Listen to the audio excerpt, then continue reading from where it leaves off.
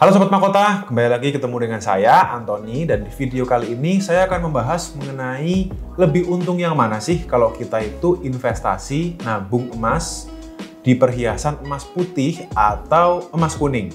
Karena banyak sekali kan di antara kalian yang suka pakai emas-emasan atau orang tua kalian atau siapapun. Anak-anak muda juga sekarang banyak sih yang mulai investasi di emas. Nah, ini saya mau kasih panduannya, saya mau kasih pertimbangannya. Buat kalian sendiri, lebih cocok yang mana sih, emas kuning atau emas putih, dan apa untung dan ruginya? Stay tune ya di video kali ini.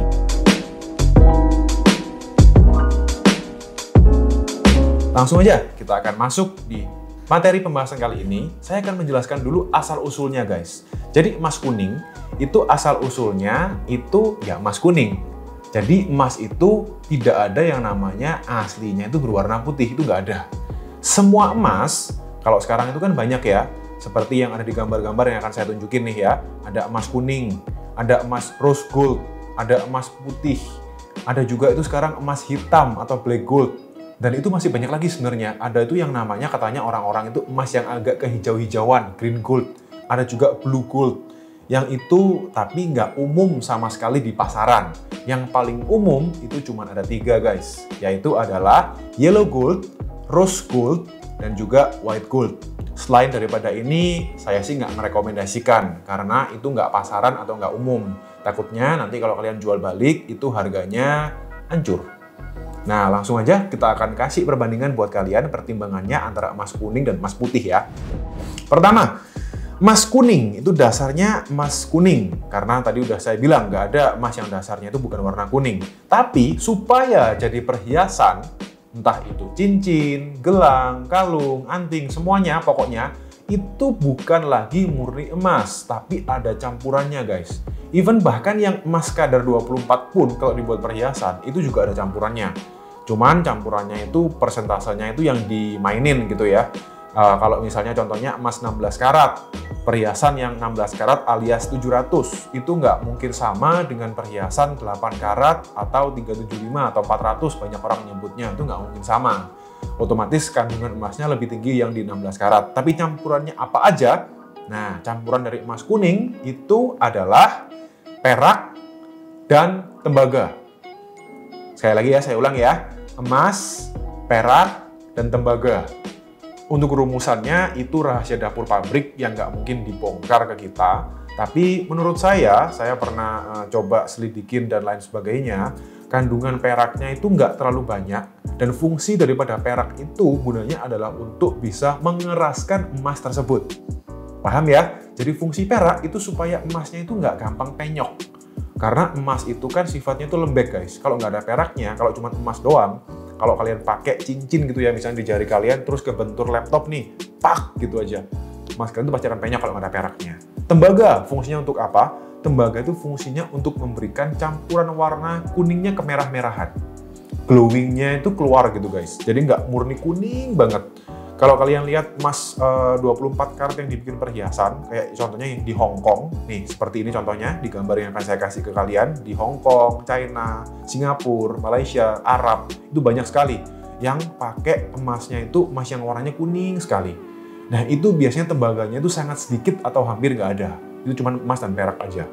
Tapi kalau di Indonesia, umumnya itu campurannya 3 ini, karena selera orang Indonesia itu bukan yang kuningnya kuning jeplak bilangnya. Yang kuning jeblak tuh ada sih marketnya, tapi dominannya adalah yang emasnya itu dicampurin tembaga. Itu emas kuning ya guys. Kalau emas putih nih sekarang, apakah emas putih itu dasarnya itu emas kuning dan kenapa bisa putih? Nah itu sebenarnya ada yang bilang kalau itu dikasih campuran logam lain, yaitu adalah perak dan juga nikel dan juga mangan. Nah itu sebenarnya nggak betul, alias tetot atau mitos. Yang benar itu apa? Yang benar itu ada sebuah campuran logam khusus yang emang dia itu dipakai untuk emas putih, yaitu adalah palladium. Nah, itulah campurannya kalau bikin emas putih.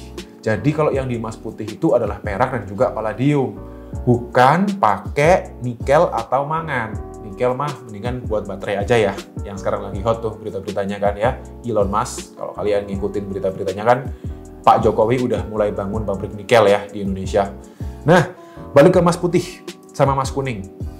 Kalau emas kuning itu fleksibel guys sifatnya. Bisa dibikin berbagai macam kadar. Mulai kadar yang paling rendah sekali yaitu 6 karat sampai 24 karat. Sedangkan emas putih sebenarnya bukan nggak bisa dibikin berbagai macam kadar. Bisa sih bisa, tergantung dari produsen atau pabriknya. Tetapi umumnya fakta di lapangan emas putih itu hanya ada di kadar 2 jenis aja. 8 dan 9K untuk emas muda, yang di emas tua itu di 17 dan 18 karat. 18 karat itu khusus yang punya Sandra Dewi Gold dan juga Hala Gold. Kalau kalian lagi cari barang-barang produk dari SDW dan juga Hala Gold, kalian bisa langsung kontak admin kita ya. Di kolom deskripsi di bawah saya udah kasih link-linknya semuanya. Kalian bisa cek langsung aja di sana, karena kita adalah salah satu reseller atau brand distributor resmi dari Sandra Dewi Gold dan juga Hala Gold. Nah, 17K dan 18K itu kalau emas putih adalah yang paling standar, yang paling umum, tidak hanya di Indonesia, tapi di dunia internasional.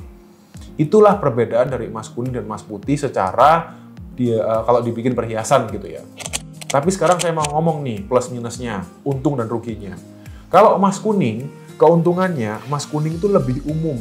Kalau kalian tuh suka koleksi perhiasan, model yang dikeluarin sama pabrik itu mayoritas, saya boleh bilang mungkin 90% kalau ada new model gitu ya. Katakanlah dari pabrik UBS Gold misalnya. Kalau ngeluarin model-model terbaru, itu pasti dominannya di emas kuning guys. Emas kuning dibagi dari kadar muda yang 8 karat, 16 karat, dan seterusnya. Nah, itu sama UBS Gold itu kalau ngeluarin model-model baru, nggak sebanyak di emas kuning kalau yang emas putihnya. Dominannya di emas kuning kalau ngeluarin model baru. Kenapa? Karena marketnya pun juga lebih gede jauh. Peminatnya itu lebih banyak di emas kuning daripada emas putih. Emas putih kalau ngeluarin model-model baru, modelnya itu gitu-gitu doang sih. Selama ini itu nggak terlalu sampai yang wow banget gitu. Kenapa? Karena emas putih itu cenderung sifatnya itu kan elegan, kalem gitu kalau saya bilang ya, mengarah ke diamond look. Jadi nggak mungkin bisa dibuat yang terlalu aneh-aneh gitu modelnya. Kalau kalian suka model yang lucu-lucu, unik-unik, itu biasanya di emas kuning atau rose gold. Lalu, emas kuning itu juga kalau kalian beli, terus kalian simpan, waktu dijual lagi nanti, potongannya juga cenderung lebih sedikit daripada emas putih. Kenapa? Karena obat cucinya, kimianya gitu ya, supaya kelihatan glowing lagi, emas kuning itu lebih murah jauh sekali daripada emas putih. Contohnya nih guys, kalau kalian beli tempat kita di Mahkota Gold, kita punya yang namanya garansi servis seumur hidup. Salah satunya itu adalah untuk bisa cuci ulang gratis di tempat kita. Di tempat lain itu kalau emas kuning sekitar mungkin 10-15 ribu rupiah per gram. Emas putih itu di tempat lain mungkin sekitar 20-30 ribu rupiah per gram. Di tempat kita, emas kuning gratis cucinya. Kalau emas putih saya agak lupa berapa, kalian bisa cek aja ke admin kita di bawah. Ya, itu adalah keuntungannya kalau kalian beli emas kuning. Kalau yang emas putih itu juga punya kekuatan, punya kelebihan. Kelebihannya apa? Kelebihannya itu warnanya lebih tahan lama guys. Karena dia itu sifatnya warnanya netral, yaitu adalah putih. Paling jelek kalau kalian tuh pakai dalam jangka waktu yang lama, dia nggak akan berubah warna, tapi dia itu menjadi lebih, bahasa Surabaya itu bulak. Apa ya, bahasa Indonesianya bulak tuh pudar mungkin ya. Lebih pudar gitu aja sih. Nggak sampai jadi berubah jadi kayak hijau, jadi biru, jadi kuning, itu nggak. Kalau emas kuning itu bisa berubah warna, yes. Apalagi yang emas muda itu kadang bisa sampai kayak hitam-hitam gitu, iya betul banget. Tapi kalau selama kalian beli di toko yang terpercaya, kayak di tempat kita itu kita garansi, kita akan bikin jadi baru lagi for free. Selama nggak rusak ya emas itu, kita cuci baru lagi. Nah kalau emas putih itu jarang yang sampai kayak gitu. Jadi warnanya itu lebih tahan lama. Dan dia itu biasanya lebih kuat, lebih kokoh. Kenapa? Karena emas putih itu kan mayoritas di kadar tua ya, 17 dan 18 karat. Itu bodinya tuh lebih tebal. Contoh cincin ya, dengan model yang sama. Kalau di emas kuning, emas muda, itu bisa dibikin sama pabrikan itu cuma 1,5 gram. Di emas putih, kadar 18-17 karat, itu nggak mungkin beratnya 1,5 gram. Minim itu 2 gram guys. Bisa-bisa lebih malahan. Nah, jadi itulah yang bikin sebenarnya kalau emas putih 17 dan 18 karat itu lebih kuat. Karena beratnya sendiri juga lebih berat, lebih tebal. Otomatis lebih awet. Kalau harga jual baliknya gimana? Harga jual baliknya kalau emas putih itu potongannya lebih banyak. Biasanya itu berkisar antara 12 sampai 20%. Tergantung kebijakan toko masing-masing. Kalau tempat kita kebetulan 12% doang. Tempat lain ada yang sampai 15 dan 20, itu tergantung kebijakan toko ya. Terserah kalian suka di mana. Nah, jadi kesimpulan saya, kalau kalian itu kepengen jual beli, lebih untung yang mana? Lebih untung emas kuning.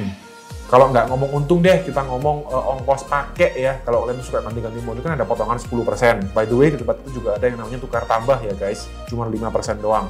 Nah, itu emas kuning lebih ringan buat kalian potongannya itu. Kalau emas putih, itu kalau kalian suka pakai dalam jangka waktu yang lama banget, kalian tuh nggak suka ganti-ganti model. Sukanya kalau pakai satu, udah ya udah pakai aja. Yang penting emas putih, kalau kalian suka warnanya putih, simple, elegan, kalem gitu ya, diamond look kayak gitu. Tapi kalau kalian lebih suka yang emas kuning, juga nggak ada salahnya beli yang emas tua kalau kalian kepingin lebih awet warnanya.